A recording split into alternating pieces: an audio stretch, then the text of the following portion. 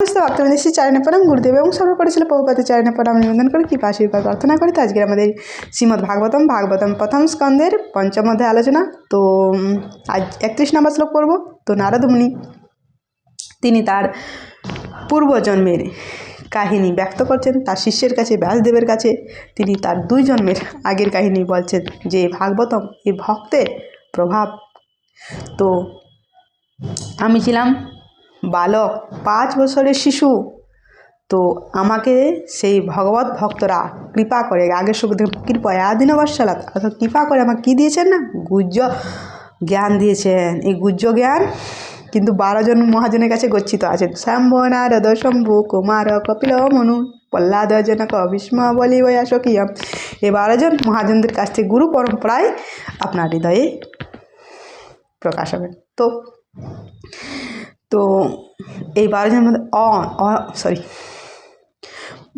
জনক, ভীষ্ম, বলি, বয়া, সখী, অয়ম বলতে যমরাজ।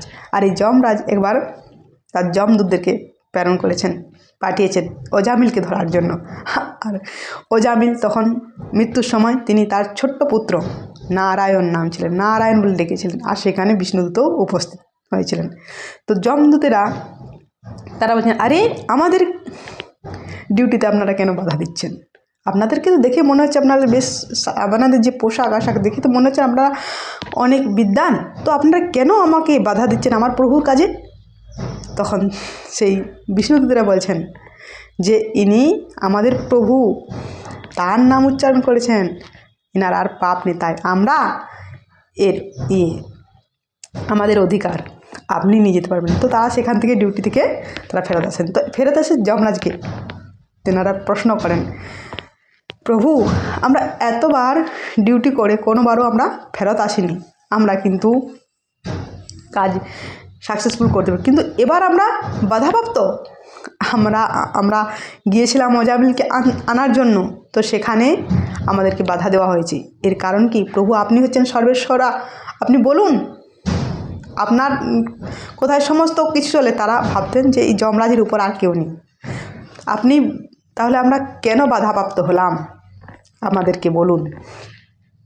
তখন যমরাজ বলছেন যে ভগবান, আমি সর্বেসর্বা না, ভগবান তখন তাদেরকে জ্ঞান দিচ্ছিলেন যে ভগবান, তখন আপনার কাছে আমরা চাকরি করব না। সেই যমদূতেরা বলছে আপনার কাছে আমরা চাকরি করব না, কিংবা আমাদেরকে লিখে দিতে হবে, সার্টিফিকেট দিতে হবে যে কোন কোন মানুষকে আমরা ধরবো। আমরা যাব, ডিউটি করবো, ডিউটি থেকে আবার ফিরে আসতে হবে, আমরা যাব না, আমাদেরকে লিখিত করে দিতে হবে। তখন বললেন যে যারা ভক্ত হবে, যারা মালা জপ করবে, যারা তিলক পড়বে, যারা হরিনাম করবে, তাদের কাছে যাবেন না। তখন থেকে যমরাজ আর তাদের কাছ থেকে যান না। তো সেই মহাযান হচ্ছেন সেই 12 জন। তো এখানে এখানে নারদমুনি বলছেন যে আমি 5 বছরের ছিলাম শিশু, তো আমাকে তারা এই জ্ঞান দিয়েছিলেন, দীক্ষা দিয়েছিলেন। দেখুন কোনো পরীক্ষা নেই আমাদের, কিন্তু স্কুল থেকে দীক্ষা নিতে গেলে আমাদেরকে প্রথমে কিনা পরীক্ষা দিতে হবে, আইডিসি কোর্স কমপ্লিট করতে হবে, পরীক্ষা দিতে হবে, অনেক কিছু আগে শিক্ষা তারপরে দীক্ষা পেতে হবে। কিন্তু নারদমুনির ক্ষেত্রে না কিছু করতে, কারণ তিনি কী ছিলেন না, তিনি বলছিলেন আমি বাধ্য ছিলাম, আমাকে শিশুসুলভ দেখে তারা অত্যন্ত কৃপয়া দিনবৎসলাৎ তারা আমাকে কৃপা করেছিলেন, আর তারা আমাকে সেই জ্ঞান দান করেছিলেন, গুহ্য জ্ঞান দান করেছিলেন। তো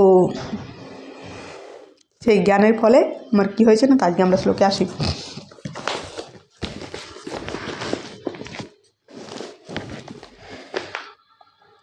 যেন এবহং ভগবতা বাসুদেবস্য বেধসা ময়ানুভাবেন অভিদম যেন গচ্ছন্তি তৎপদম। তো সেই জ্ঞান কিনা আমি পালন করে অভ্যাস করতে শুরু করলাম, তখন আমার কি হলো না, সেই গুহ্যতম জ্ঞানের প্রভাবে আমি সব কিছু সৃষ্টিকর্তা, পালনকর্তা এবং ধ্বংসকর্তা পরমেশ্বর ভগবান শ্রীকৃষ্ণের শক্তির প্রভাব স্পষ্টভাবে হৃদয়ঙ্গ করতে পেরেছিলাম। তা জানার ফলে সহজেই তার কাছে ফিরে যাওয়ার এবং তার সাক্ষাৎ লাভ করা যায়। ফিরে যাওয়া যায় এবং তার সাক্ষাৎ লাভ করা যায়। তো আমি দেখুন এখানে বলছেন কি মন্ত্র দিয়েছিলেন, এমন না কোনো শক্তি মন্ত্র। এখন তো গুরুদেব, আমি এখান থেকে দীক্ষা নিয়েছি, আপনি দীক্ষা নিয়েছেন, আপনার কি সেই হৃদয়ে ভগবানকে উপলব্ধি হচ্ছেন, নাকি আবল তাবল ঘুরে বলে বলছেন এ ভগবান সে ভগবান, গুরুদেব ভগবান? দেখুন এখানে বলছেন যৌন বাহং ভগবত, আমার হৃদয়ে প্রকাশ হলো তখনই কি না, যখনই আমি বাসুদেবের মন্ত্র জপ করি, ভগবানেরকে আমি উপলব্ধি করি, তো ভগবানকে উপলব্ধি করতে পারি আমি তখন। তো যে ভগবান সমস্ত জীবের ভিতরে রয়েছেন, আছেন, এবং কোনো জীবকে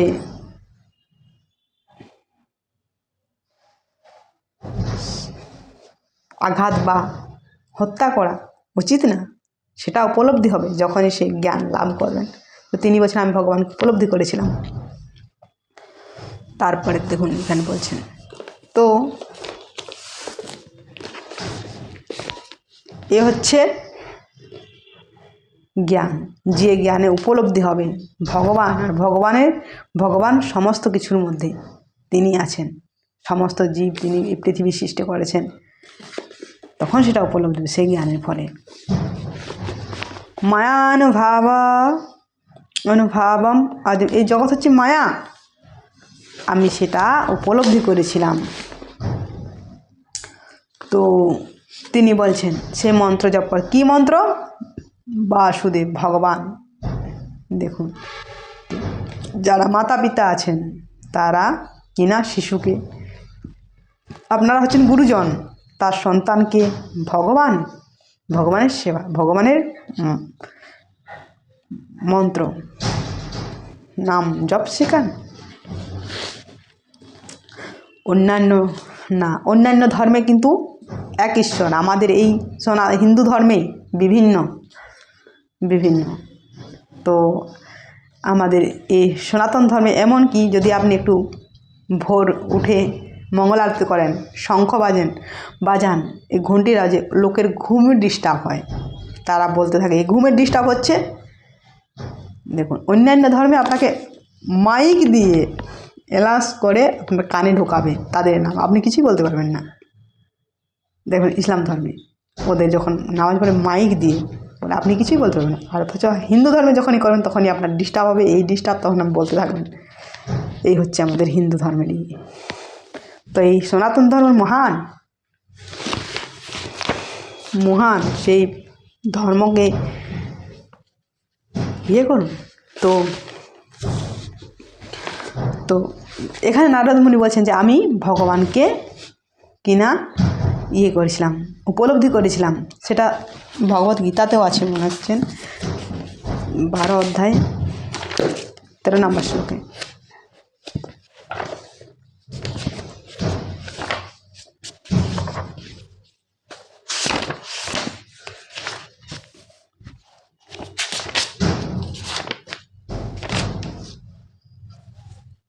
অধিষ্ঠা সর্বভূতানাং মৈত্র করুণ এব চ নির্মোহ নিরহংকার সমদুঃখ সুখং সমী।